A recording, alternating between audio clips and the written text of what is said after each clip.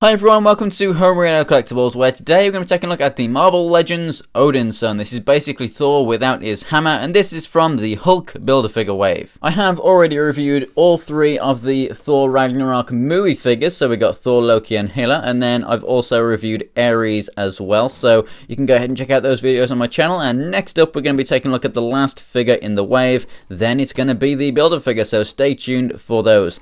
Let's go ahead and get this thing open and take a closer look. And here he is out of the packaging, and I really like this figure because you can use it for lots of different things. You can use it as an unworthy Thor just before he gets his arm ripped off, so you know, when he sees Jane Foster as Thor for the first time and everything, and he's battling with the giants. You can use it as a younger Thor, whereby, you know, he's not wielding Mjolnir yet, and you know, he's been battle damaged, and so he's got the battle damage cloak on, and you can just use it as a Thor that's not in his battle armor. So I really like this figure. You can use it in lots of different dioramas, so that's got a lot of play value and collector value with it, with you know, the way that you can display it in many different ways and use the figure for whatever you want. Now, it's pretty much the same figure as the unworthy Thor that we get in the SDCC box set, except obviously he has his real arm right here. Obviously we have that same cape over here, and it looks really fantastic. You can go ahead and pop the head off and just take it off if you don't want it there. It has a really nice kind of black wash down the edge to signify that it's dirty and battle worn. Very, very nice indeed. He does come with the battle axe. Now, if I go ahead and take the King Thor figure that we got a long time ago, this was a Build-A-Figure. I do love that it's a lot more metallic. You can see it shines so much more. But I mean, this is obviously an earlier use of this axe than this one, so this is fine. It does definitely look aged and everything and dull, whereas this is shiny and new. I definitely like that. We got some more paint down here on the grip, and overall it's just a bigger axe and looks better. However, I mean, this thing is warped to hell, and so is this thing warped to hell. They just cannot get axes straight. I mean, that kind of annoys the hell out of me.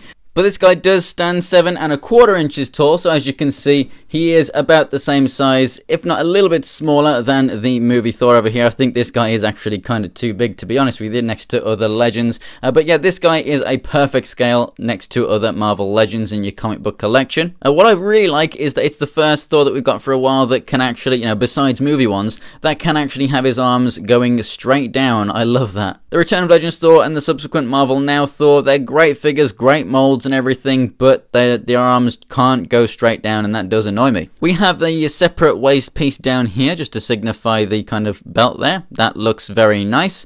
Down here, I believe these are newly sculpted boots. They also do look very nice. And the hair, again, just like other figures in the wave, it is the nice flexible new hair that they are using, and it's just awesome. You got the different shades there. You've got the blonde and then a very light brown on there. Now, as for the articulation, the head can move left and right, and then all the way up and all the way down. Fantastic. We have the shoulders here, which, as you can see a kind of a gap, and they do wiggle around in that joint. That's for both of them, and they are pegged in all the way, so it's just very annoying that you can kind of see all of that movement in there. They do definitely look like they should be, you know, up here.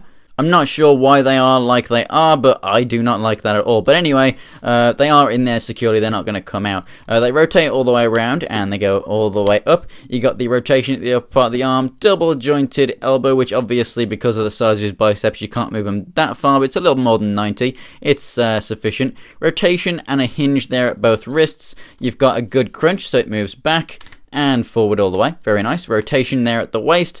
And then down at the hips, they move out to the side, they move forward and back. Rotation at the upper part of the thigh. Double jointed knees. The feet move up and down and have ankle pivot as well. So overall, guys, I think this is fantastic. The body is great, articulation's good, the paint's good, the new head sculpt's great, the weapon is pretty cool, the cape is really nice, a nice battle-torn Thor right there.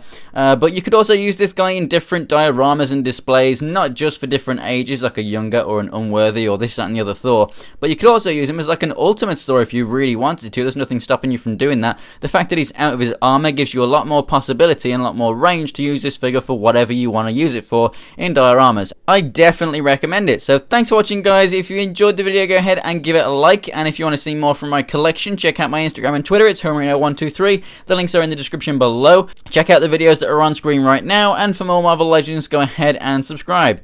Thanks for watching, guys, and I will see you next time.